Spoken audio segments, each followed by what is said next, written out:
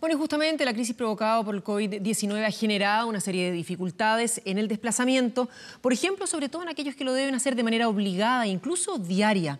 Los terminales de buses, los recorridos interurbanos e incluso los cobros de las autopistas, como veíamos recién, han ido provocando diversas reacciones entre los usuarios. El principal reclamo es de aquellos que deben recorrer estos sectores donde hoy por hoy casi no hay automóviles, por suerte, porque quiere decir que se están respetando ciertas cuarentenas o medidas preventivas, pero así todo se siguen cobrando altos montos para recorrer la ciudad. De esto y otros temas queremos conversar ahora con el alcalde de Estación Central, Rodrigo Delgado, que nos acompaña. Alcalde, buenas tardes, muchas gracias por estar con nosotros.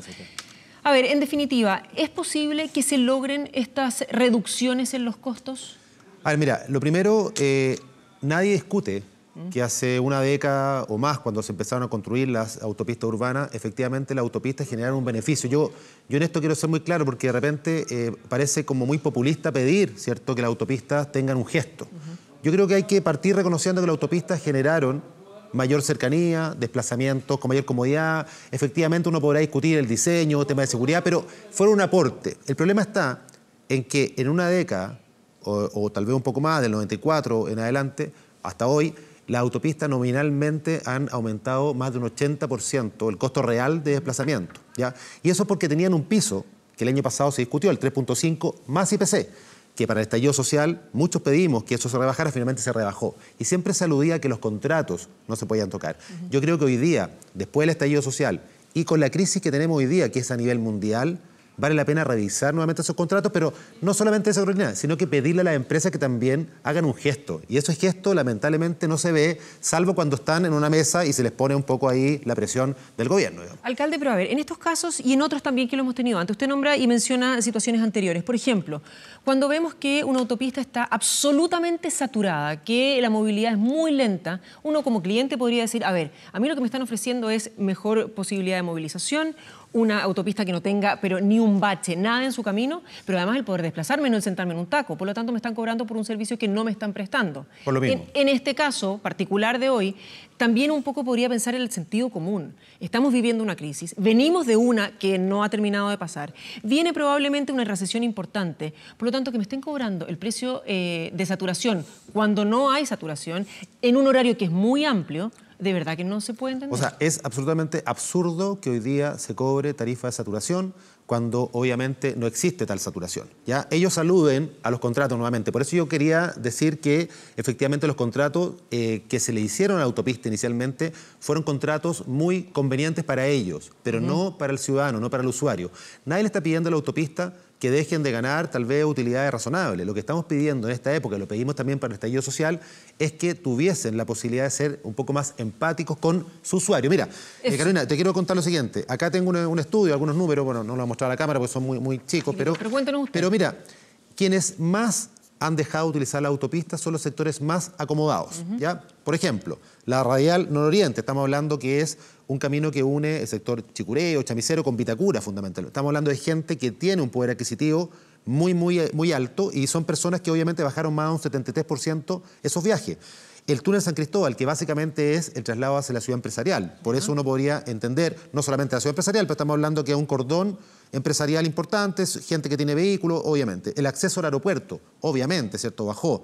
Pero la Costanera Norte también, 68, que también se relaciona más un tráfico oriente-poniente. Pero cuando empezamos a ver, por ejemplo, Autopista Central, que tiene otro tipo de configuración social, la baja solamente de un 42%. ¿Eso qué quiere decir? Que el perfil del usuario que todavía tiene que estar en la carretera, en la autopista, son personas que tienen que salir a la calle a ganarse la plata para fin de mes. ¿Ah? Son pequeñas empresas, son personas que tienen que seguir trabajando, personas de esfuerzo, que han sido castigadas en sus remuneraciones o en sus ingresos cuando son pymes. Entonces, ¿por qué no pensar en ese tipo de personas y generar una tarifa plana, efectivamente a la baja, digamos, la más plana y la más barata del día, que dure todo el día durante la crisis sanitaria? ¿O por qué la tecnología está presente, Carolina, para poder, por ejemplo, segmentar las patentes que sean de pymes? Dejarlo también con una tarifa plana menor. Las patentes que pertenezcan, ¿cierto?, a personas que a lo mejor han tenido algún problema, se podría cruzar con los datos de trabajo. Absolutamente. Las personas que perdieron su trabajo, las personas que han cobrado el seguro de cesantía, si tienen un auto, ingresar su... tú puedes hoy día acreditar que eres dueño de un auto, perdiste tu trabajo y a lo mejor tener una tarifa. Entonces, un poco de sensibilidad a la autopista no estaría mal en esta época. Ya, ¿y la respuesta cuál es? En definitiva, ¿se puede lograr esto o simplemente estamos conversando algo que tiene mucho de sentido común, pero que no necesariamente se va a llegar a concretar? Yo creo que esto tiene que pasar más que por los contratos, más que por un gobierno que pudiese sentar arriba de la mesa y presionar, porque lo que van a pedir la autopista es, bueno, yo puedo dar esto, pero alárguenme el tiempo de concesión, ¿ya? Yo creo que acá lo que debiese pasar es que las autopistas ejercieran un concepto que antiguamente se llamaba responsabilidad social empresarial, hoy día valor compartido, y que dijeran, ¿sabes qué? Como esto, porque aparte uno podría decir que para el estallido social los ejecutivos de esta empresa, como eran todos extranjeros, no entendían, a lo mejor ya uno podría decir no entendía lo que pasaba en Chile. Ya, pero es que esto es global además, claro, pero no es hoy lo que día está pasando en lo nuestro tienen país. que entender, porque sus países de origen han sido los más golpeados y tendrían que decir, nosotros durante la crisis sanitaria vamos a bajar la tarifa plana, vamos a ayudar a las personas que han perdido su trabajo, vamos a ayudar a las pymes, a las MIPE, y lo podrían hacer porque la tecnología está para hacerlo, pero tiene que surgir más de ellos. Y lamentablemente la autopista cuesta que conteste el teléfono, son personas que tienen una estructura muy pequeña en cuanto a trabajadores y efectivamente a la hora de ponerse con la realidad nacional han demostrado que son un poquito lentos. Alcalde, pero a ver, sabe que hay otro tema que yo creo que también es bien importante tocar. Cuando uno piensa en las autopistas, de nuevo, sin desmerecer todo el beneficio que pueden traer al crecimiento y desarrollo de una ciudad y de áreas en particular. Pero cuando uno ve autopistas, de nuevo, y tal vez no es el momento, pero nos encanta ver lo que pasa afuera. Autopistas que están concesionadas, que cobran un peaje, que es relativamente pagable, ¿verdad? Pero en las nuestras parece que los peajes no se acabarán nunca, que los contratos son a eternidad, porque por mucho que una autopista se construya y sea a un largo plazo, a mí no me ha tocado ver peajes que se retiren y que ya no se cobre más, que se retiren y se cambien por pórticos, sí, pero que se dejen de cobrar, no. Entonces, claro que sí indigna eventualmente. Claro, hay algunas concesiones que ya están a punto de vencer. Por ejemplo, la ruta 68 a la quinta región, justamente al Paraíso Viña, que entre paréntesis se acaba de anunciar un cordón sanitario que me parece que de toda lógica, está por vencer y ahí el Estado tiene que tomar una decisión.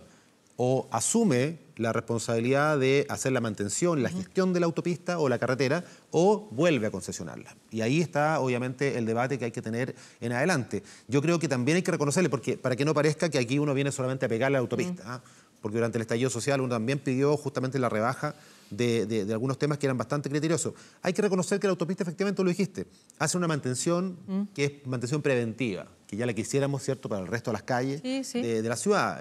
No esperan que aparezca el hoyo para taparlo, sino que hacen mantenciones preventivas, tienen costo, obviamente, asociado. Pero si el Estado puede o no hacer lo mismo, es la gran duda y la gran pregunta. Y yo creo que ahí viene una discusión el día de mañana, en la medida que vayan venciendo estos contratos, si el Estado puede asumirlo. Ahora, ¿eso significa que no va a haber peaje? Lo dudo. Yo creo que el peaje va a existir porque efectivamente hay que tener la mantención, porque si no termina pagándolo en el IVA, ¿cierto? Una abuelita que no tiene auto y que compra el pan no tiene por qué pagar efectivamente la mantención de la autopista que ella no utiliza. Pero sí un peaje que efectivamente sea más razonable y que también de alguna forma responda a los nuevos tiempos. Sí, absolutamente. Bueno, y también destacar los caminos que hay en el sur de nuestro país que no necesariamente tienen peaje, la gran mayoría, y que están en estupendas condiciones. Alcalde, lo quiero llevar a otro tema, siempre con la movilidad de la ciudadanía.